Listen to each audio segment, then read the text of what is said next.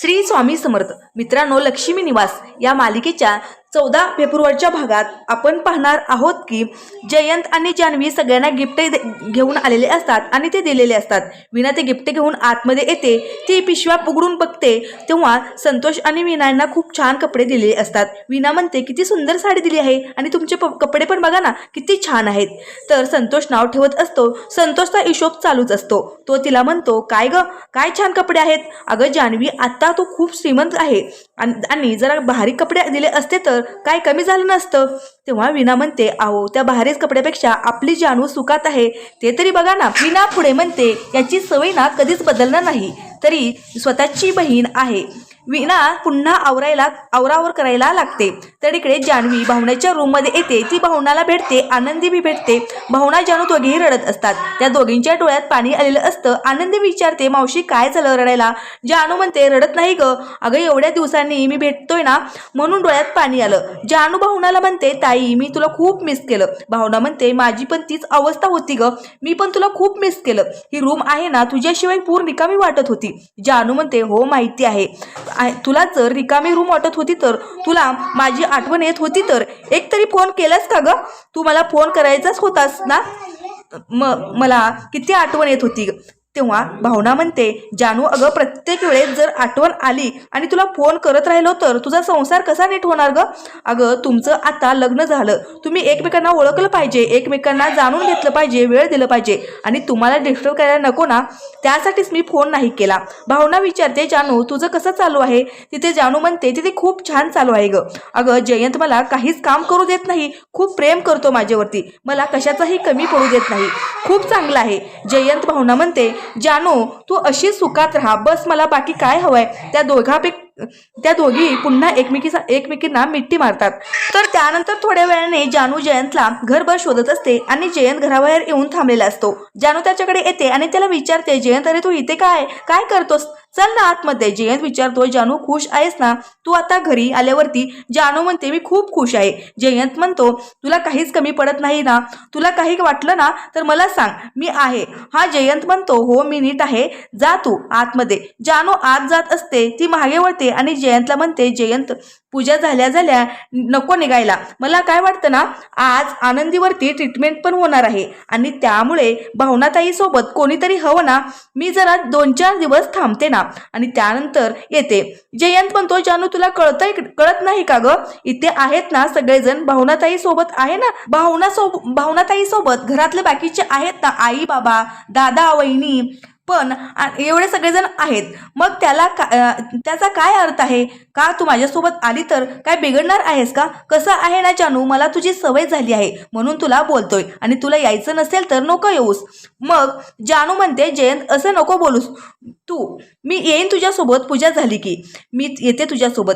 जयंत तिच्याशी गोडगोड बोलतो आणि तिला झोपायला पाठवतो. जानू तिथून निघून जाते. जयंत तिच्याकडे रागाने बघत असतो. जानू आपल्यापासून लांब राहणार आणि थोडे दिवस का होईना आपल्यापासून लांब राहणार, ही गोष्ट त्याला काही सहन होत नाही. तो विचार करत असतो की जानूला कसं घरी परत घेऊन जायचं.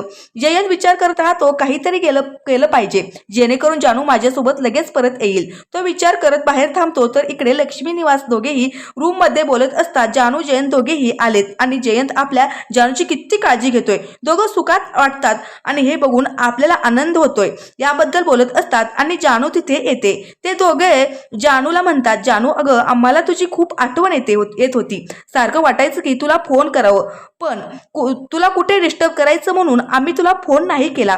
जानू सगळं ठीक आहे ना, तिथे सगळं चांगलं आहे ना, जयंतराव तुझी काळजी घेतात ना. जानू लाजत असते. लक्ष्मी म्हणते, अहो बघितलं ना, तुम्ही मॅडमला फोन करायला सुद्धा वेळ नसतो, फोन केला तरी आपल्याला विचारते त्याच्यासाठी काय बनवू बस. तिला जयंत खूप पडलेलं असतं. जयंत करत असते. लक्ष्मी निवास तिला चिडवत असतात. जानू म्हणते, आई अगं फक्त फोन करून काही भागत नाही, मला असं वाटतं इथे यावं, तुमच्याशी बोलावं आणि त्यामुळे मी फोन लावला नाही ग, नाहीतर सारखं असं वाटत राहतं की आत्ता धावं तुमच्याकडे यावं आणि म्हणून मी नाही करत ग फोन सारखं. त्या तिघांचं पण बोलणं चालू असतं आणि जयंत आतमध्ये वाकून बघत असतो. त्या तिघांचं पण बोलणं ऐकत असतो. निवास म्हणतो, जानू आम्हाला तुला डिस्टर्ब करायचं नसतं ग, म्हणून म्हणून फोन नाही लावत. आणि कसं आहे ना, आम्हाला पण तुझी खूप आठवण येते. तू सुखात राहावी ना एवढंच आम्हाला वाटतं. जानू म्हणते, पण दिवसातून एक तरी फोन करू शकता ना. लक्ष्मी म्हणते, सॉरी, पण यापुढे आम्ही फोन करत जाऊ ना तुला रोजच्या रोज. जानू लक्ष्मी निवास यांना जयंतबद्दल चांगलं चांगलं सांगते. जयंत हे सगळं ऐकतो आणि त्याला आनंद होतो. जयंत आतमध्ये बघत असतो तर जानू म्हणते, आई मला तुझ्या मांडीवर डोकं ठेवून पडायचंय. लक्ष्मी जानूला मांडीवरती झोपवते. दोघं तिचे लाड करत असतात. तर जयंत हे सगळं बघतो. जयंत म्हणतो, हे दोघे इतके लाड करतायत तिचे, आणि असं जर चालू राहिलं तर ती काय परत येणार नाही. मलाच काहीतरी केलं पाहिजे. तर इकडे रात्र झाल्यावर सगळे झोपले याची खात्री करून संतोष हरी घराच्या मागच्या बाजूला येतात आणि ते सिगरेट ओढणार असतात. तेवढ्यातच ते जयंत येतो. ते दोघं जयंतला बघतात आणि सिगरेट फेकून देतात. जयंत बघतो की त्याने लायटरवर सिगरेट फेकले. जयंत म्हणतो, चालू दे तुमचं, मी जातो आतमध्ये. तर इकडे भावना आनंदी दोघेही रूम मध्ये असतात आणि भावना आनंदीला झोपवत असते. तेवढ्यातच ते जानू येते. जानू म्हणते, आई मला तुझ्याशी गप्पा मारायच्या आहेत. अगं आपण नाही का लग्नाच्या आधी कसं गप्पा मारायचो तसंच त्या दोघी गप्पा मारत असतात. भावना आनंदीबद्दल सांगते, तिला जॉब मिळाला याबद्दल सांगते आणि सगळं आत्तापर्यंत काय काय चालू आहे लग्नानंतर ते सगळं त्या दोघी गप्पा मारत असतात. एकमेकांना सांगत असतात. जानूला आनंद होतो. आता आनंदीची ट्रीटमेंट होणार, आनंदी चालू शकणार आणि भावनाला हे किती छान जॉब मिळालाय म्हणून तिला आनंद होतो.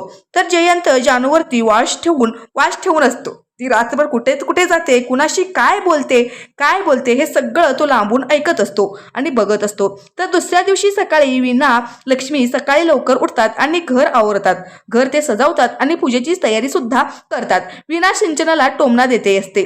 सिंचना काही काम करत नाही, कशी बसून असते. महाराणी याबद्दल बोलत असते. लक्ष्मी म्हणते, नाही ग, सिंचना बाहेर जाते काम करते, मग घरातली काम बघायला आपण आहोत ना. त्या दोघे गप्पा मारत पूजेची तयारी करतात. लक्ष्मी विनाला म्हणते, विना अगं संतोषला सांग पटापट आवर, पूजा आहे, गुरुजी कधी पण येतील. विना म्हणते, आई ते आंघोळीला गेले सुद्धा आणि आज ना न सांगता आवरतायत. त्या दोघी पुढची आवरावर करायला घेतात. तर थोड्या वेळाने आरती तिकडे येते. ती फुलं घेऊन आलेली असते, फुलाच्या माळा घेऊन आलेली असते. व्यक्तीने तिला आधी सांगून ठेवलेलं असतं की आमची इथे पूजा आहे, त्यासाठी फुलं घेऊन ये. त्याप्रमाणे आरती तिथे फुलं घेऊन येते. ती फुलं आणि हार व्यक्तीकडे देते. व्यक्ती ते सगळं आतमध्ये नेऊन ठेवतो. लक्ष्मी येते आणि ती हार वगैरे बघते. आरती म्हणते, मी दिलंय सगळं, आत्ता मी निघते. लक्ष्मी म्हणते, आज पहिल्यांदा आमच्या इथे आली आहेस, अशीच निघालीस, आतमध्ये ये, चहा वगैरे घे तू आणि त्यानंतर जा. आरती म्हणते, नको, घाईत आहे, तिथे दुकानात एकटीच आहे, मला सगळं बघायचंय. ती घाईने निघत असते. व्यक्त तिला म्हणतो की छान नाश्ता आतमध्ये बनतोय, तू आतमध्ये खा. त्याच्या चांगले गप्पा चालू असतात. तर इकडे गाडी पाटलाकडे सगळेजण तयार झालेले असतात. सिंचनाच्या घरी सगळ्यांना पूजेसाठी जायचं असतं. सिद्धू तर खूप खुश असतो. हरी सिंचना गाडी पाटलाकडे काहीतरी काम आहे म्हणून आलेले असतात. गाडी पाटील हरीचा खूप अपमान करतात. सिंचनाला ते सहन होत नाही. सिंचना हरीच्या हातात धरते आणि त्याला बाहेर घेऊन जाते. सिद्धू हरीची बाजू घेतो आणि गाडले पाटील यांना म्हणतो, बाबा हे तुम्ही बरोबर नाही केलं. अहो ते आपले भाऊजी आहेत, या घरचे जावई आहेत आणि तुम्ही त्यांच्याशी असं बोलताय. असं बोलत जाऊ नका, वागत जाऊ नका. हरी भाऊजी खूप चांगले आहेत. रेणुकाला पण ते पटतं. रेणुका म्हणते, सिद्धू बरोबर बोलतोय, तुम्ही जावयाचा असा अपमान नका करायला. गाडी पाटील त्या दोघांचा पण ओरडत असतात. तर थोड्या वेळाने व्यक्ती आरती घर डेकोरेट करत असतात. घरात सगळीकडे फुलांच्या माळा लावत असतात. तर इकडे आतमध्ये जयंत आंघोळीसाठी जात असतो आणि जानू त्याला गरम पाणी वगैरे काढून देते. लक्ष्मी म्हणते, अगं जानू, आज तू ना अभंग स्नान घालायचं, तेल लावून मालिश करून दे आणि उठणं लावून दे.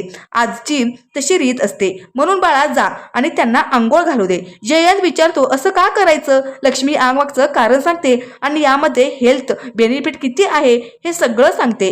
मंगलचा नवराही आलेला असतो आणि मंगल तिच्या नवऱ्यालाही आंघोळ घालणार असते. जानू मंगल आपापल्या नवऱ्याला तेल लावून अभंग स्नान घालायला आतमध्ये जातात. तर इकडे संतोष झोपेतून उठतो आणि तिथे विना येते. विना म्हणते, अजून तुम्ही झोपला आहेत.